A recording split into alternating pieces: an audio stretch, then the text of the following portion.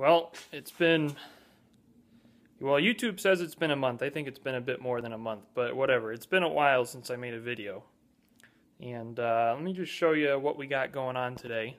And a fun little project that I've been working on. Been gathering parts for a couple weeks, and today I got to get some work done on it. So here's the 8XL. Doing a little bit of work today. Unfortunately, it did sit outside most of the winter. Ran into a little issue with the flywheel there.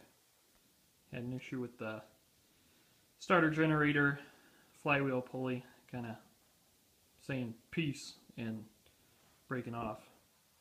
Gotta love old hardware. But anyway, so I've decided that this is going to be the tractor that goes to PA Plow Day.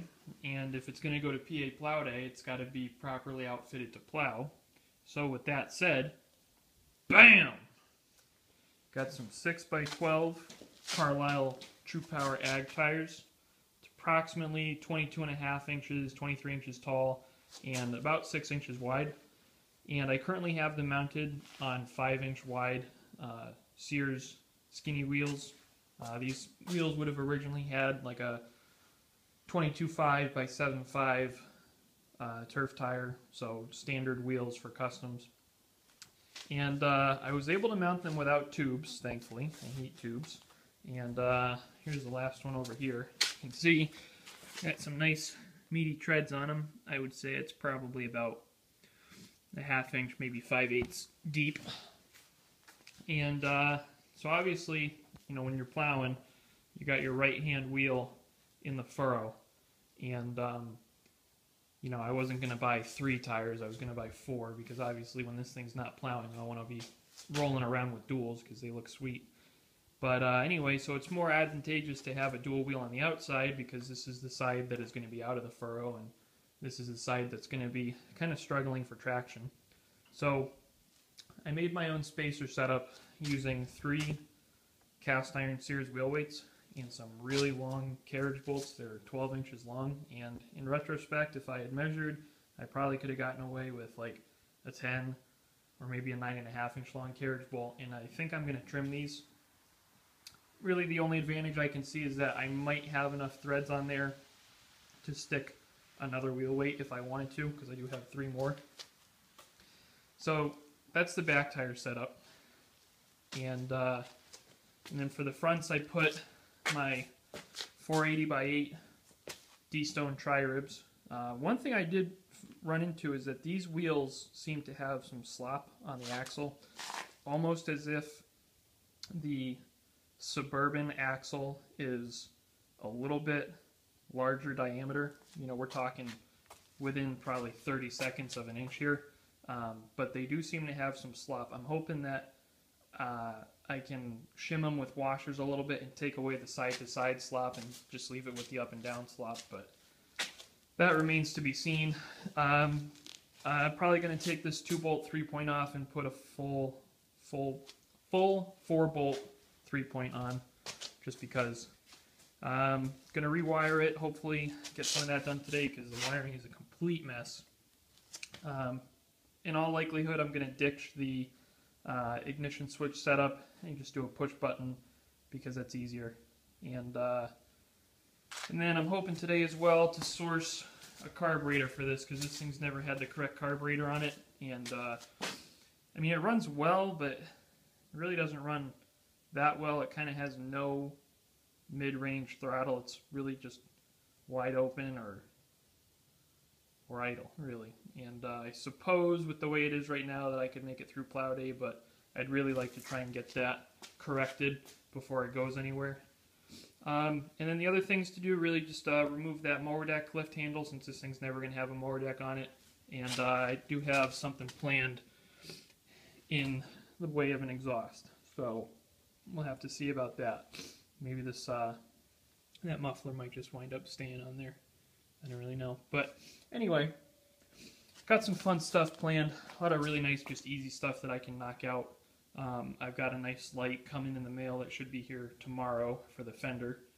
And yeah, that's about it. So I'll keep you guys posted as I make progress today, but things are looking up for the 8XL.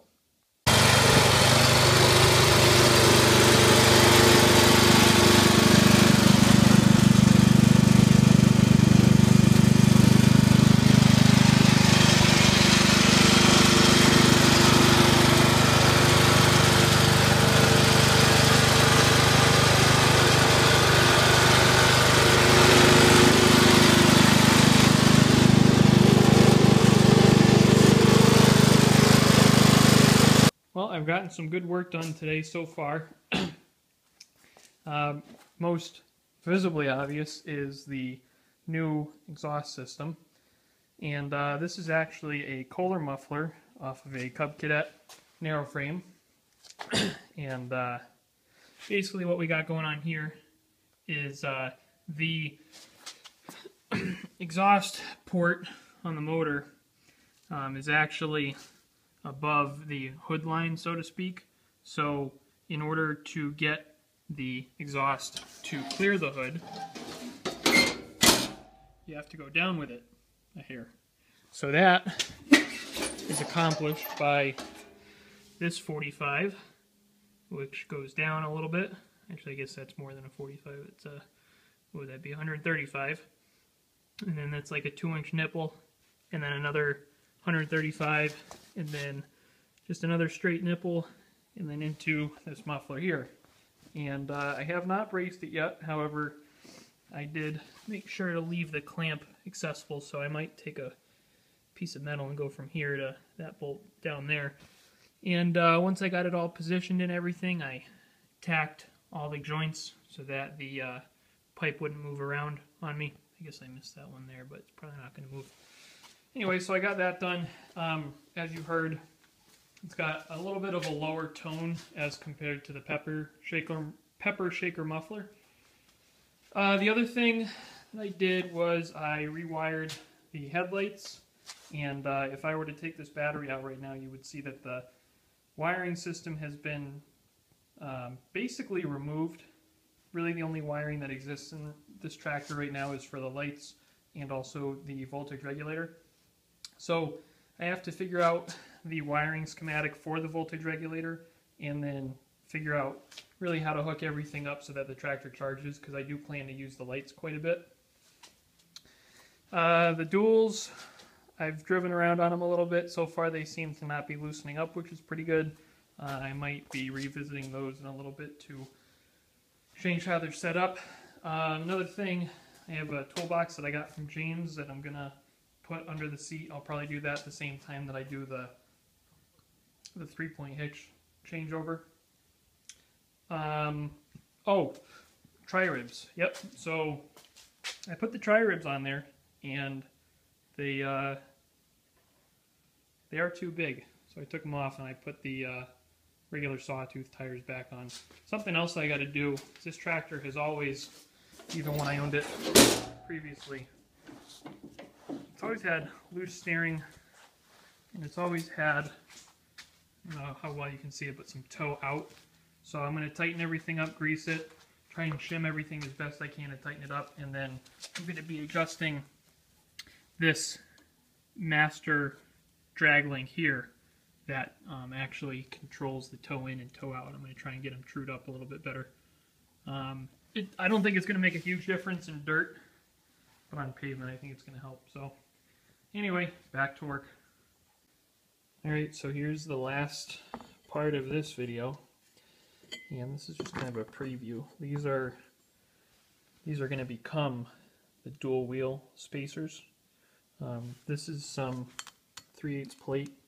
This is the last of the plate that was used actually to make the subframe reinforcement plate for the 19.9 pulling tractor last summer. And obviously the lug pattern is 5 on 4.5 with a center hole drilled as well. And what we're going to do is we're going to pick the two kind of crappiest ones, which is going to be this one and this one. These are going to get cut down to 3 lugs, and these will be the outside hubs that the outside tires will bolt to. The reason we're cutting them down to 3 is because that way I can slide wheel weights over them. The inside hubs are going to remain 5 lug, and I'm going to get some 5 lug hubs to go on the tractor. And basically what we did is we just plasma cut them, and then we're going to grind them, and the ones that go inside the wheels, so the inner hubs, are going to get a nice little bevel put on them, so they sit in the wheels real nice. And then we're going to have 7 1/4 inches of 3-inch pipe with a 1/4 inch wall. And what we're going to do is get washers that are 5/8, which is what this hole is, or not 5/8, sorry, 7/16.